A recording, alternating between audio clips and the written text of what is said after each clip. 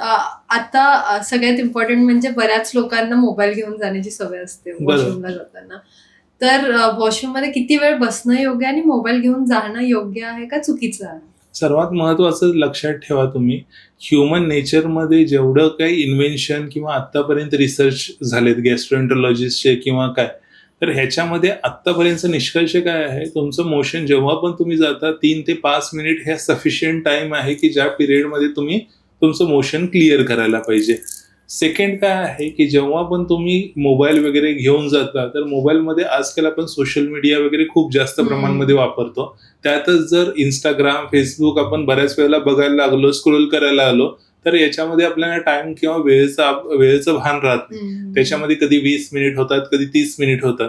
पण त्या वेळेमध्ये आपण जेव्हा पण बसलेलो असतो तेव्हा अॅनल कॅनलवर प्रेशर तेवढाच प्रचंड प्रमाणामध्ये पडत असतो आणि यामुळे काय होतात, तिथले वेन्स जे असतात ते वेन्स वाढतात.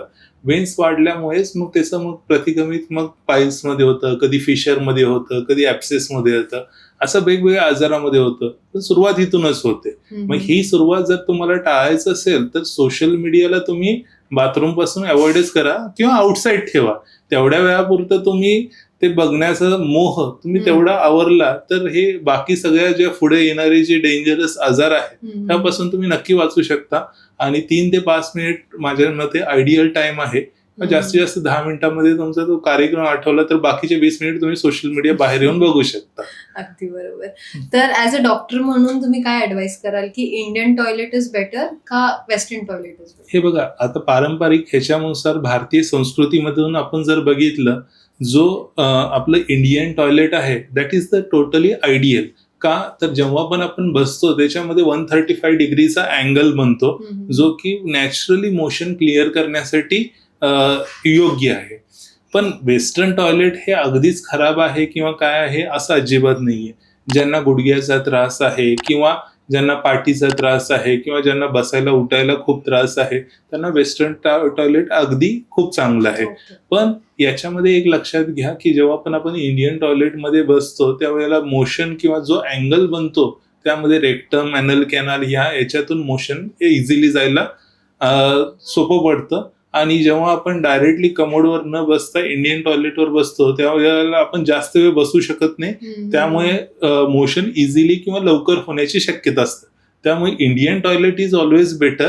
पण ह्याच्यामध्ये पण जर वेस्टर्न टॉयलेटमध्ये जर आपण उपाययोजना करायचंच म्हटलं तर जर कॉन्स्टिपेशन जर ज्या कोणाला असेल त्यांच्यामध्ये आपण काय करायला पाहिजे, छोटासा स्टूल जो असतो तो स्टूल पायाखाली ठेवायला पाहिजे.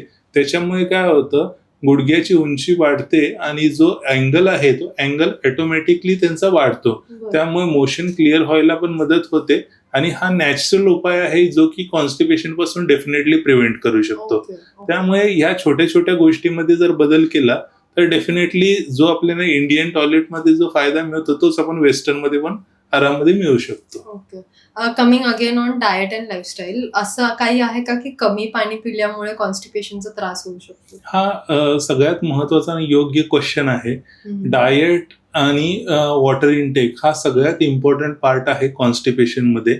समजून घ्या तुम्ही. मी एक छोट्याशा उदाहरणामधून तुम्हाला समजून सांगतो. समजा आपण एखादं पाईप आहे, त्या पाईप मध्ये फक्त माती टाकलेली आहे आणि ती ड्राय माती आहे. तर ती ड्राय माती जर आपल्याला पुढे किंवा सरकवायचं किंवा काय हे असेल तर ते शक्यच नाहीये. तसंच जर आपण वॉटर इनटेक इकडून टाकलं आणि वॉटर इनटेक फोर्सफुल टाकलं तर ते सगळं माती बाहेर पडेल. तसंच इंटेस्टायनल मोटिलिटीसाठी सगळ्यात इम्पॉर्टंट काय असतं किंवा पुढे ढकलण्यासाठी काय असतं तर वॉटर इज व्हेरी इम्पॉर्टंट. तर वॉटर जेव्हा पण बॉडीमध्ये जातं तर बॉडीमधली शुष्कता कमी होते. शुष्कता कमी होते म्हणजेच काय, याच्यामध्ये जो मलमध्ये जो ड्रायनेस आलेला असतो तो ड्रायनेस कमी होतो. त्यामुळे इझिली मोशन जाण्यासाठी हे होतं. त्यामुळे हायड्रेशन इज व्हेरी इम्पॉर्टंट.